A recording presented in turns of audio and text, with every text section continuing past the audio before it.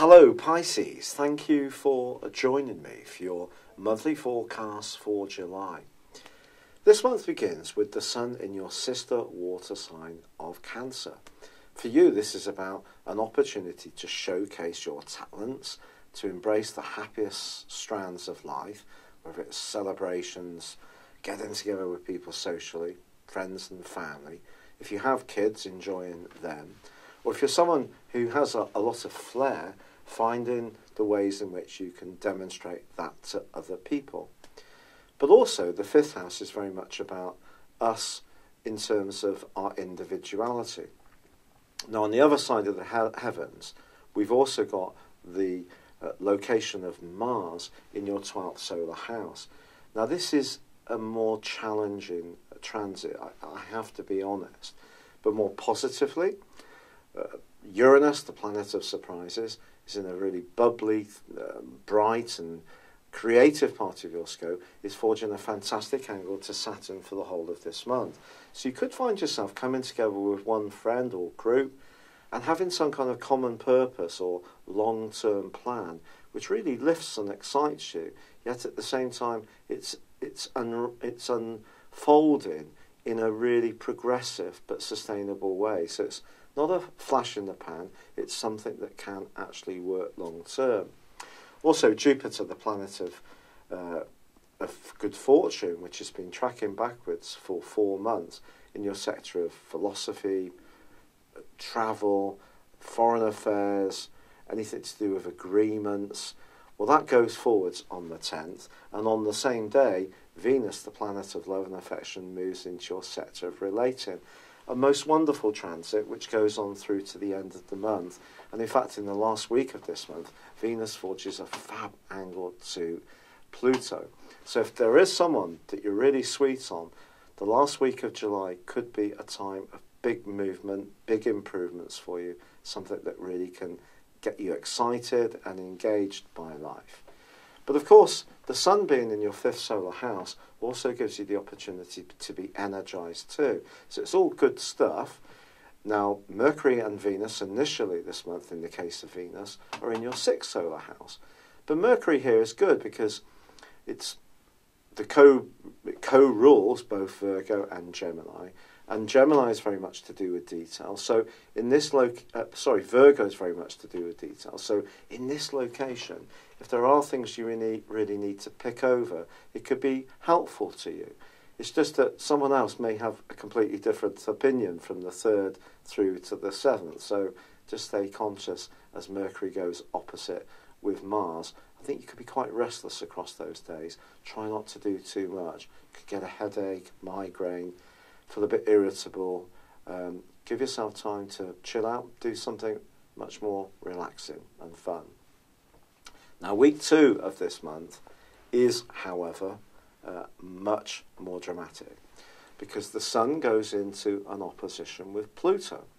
Tiny Pluto has been in your sector of friendship and long-term plans and hopes and aspirations since 2008. This opposition is one which is challenging some of those plans for the future in terms of how much fulfillment that you're getting from them. If you're not getting much fulfillment from them, I think the next 6 months is going to be a critical time because on the 13th there is a partial solar eclipse. Now this is asking you to feel that life has a real sense of enjoyment. It doesn't matter what we do, if it is uplifting, it's gratifying, we have a few laughs, we can do something where we can express ourselves, then that's obviously feeds into a future narrative that gives us a sense of security and we feel happy. If not, then something may need to be looked at. So if you're in any kind of situation, be it a relationship, a job, a life situation which is not taking you forward, consider your options very carefully over the next half year. But I told you about Jupiter going forwards on the 10th. What I didn't tell you about is that it continues to forge a link with Neptune. Now the thing is, Jupiter and Neptune are your co-regents or co-rulers.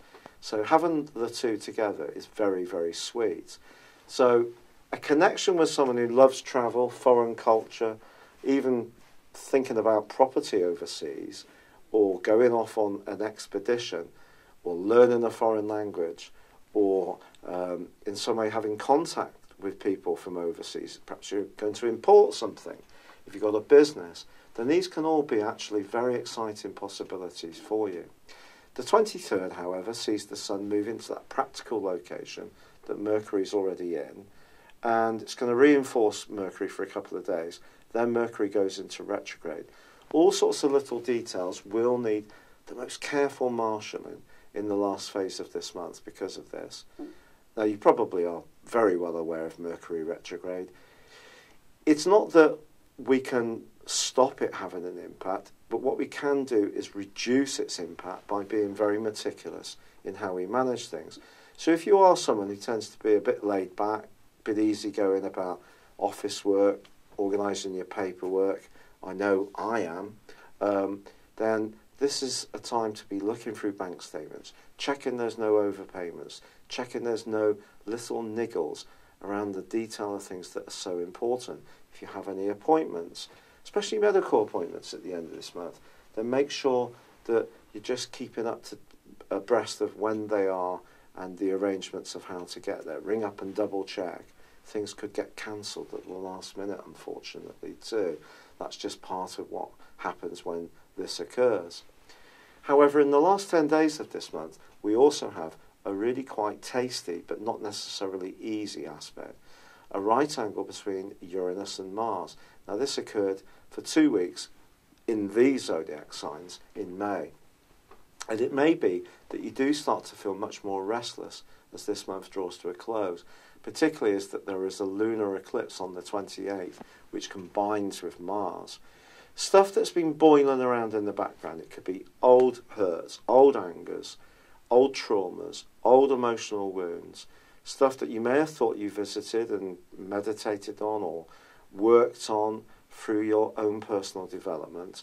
They could have a potential to become much more active in the next 6 months and take on a life force of their own. You may be surprised by some of the resentments that start to come up within you. Your mood can be more volatile during this period of time, and particularly if you're not getting that fulfillment that I've spoken about, which is so important on the back of that partial solar eclipse, and it's linked to Pluto, which is about transformation.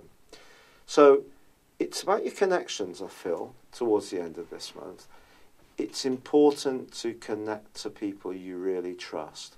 Don't give away your faith, devotion, and consideration, sincerity. I don't think anyone does it better than you, Pisces. When you really have a cause that you believe in, you give it absolutely everything. And it's something to be hugely admired. I get on extraordinarily well with Pisces people. It's in my 5th solar house in my chart as well, which gives you an idea. I find Pisces people just fascinating. The fact that there's an ebb and flow, that you look at things differently at different times.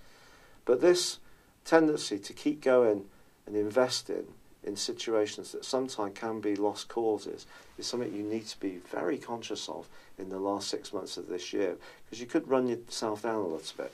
Now, I know I'm the astrologer that tells the truth, and every other astrologer on YouTube tells everybody how it's all going to be neat sunshine all the way through. I'm sorry, I'm just being real. I'm not being facetious. I'm just being honest.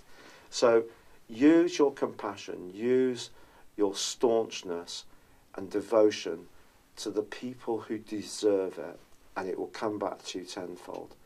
Don't give it to the people who don't deserve you anymore, Pisces, even if that means that you have to move away from something that you have given a lot to, and you might not find that easy to do, but sometimes in life, self-preservation is important as long as it's not too selfish. But I think the combination between Moon and Mars at the end of this month is going to be really quite tender for you if there is something you're just putting up with.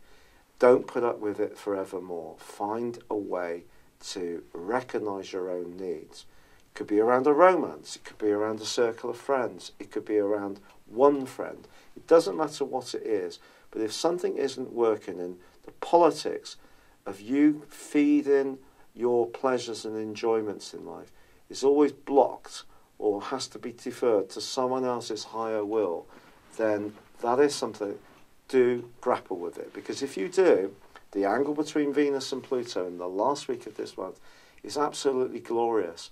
And you can get a reward. You can feel a connection to the people who really get you, get how self-sacrificing you can be. It's been a real pleasure being with you. Thank you for joining me. It's been a real pleasure. I'd love it if you would like or comment on this video. Tell me what you think. Tell me exactly what you think. And if you like it, please subscribe to my channel if you've yet to do so. But for now, good luck and goodbye. I'm off to watch some playoff football. Hello, thank you so much for watching my video. I'd love you to join me at my Horoscope Ace app. You can find this at www.horoscope-ace.com.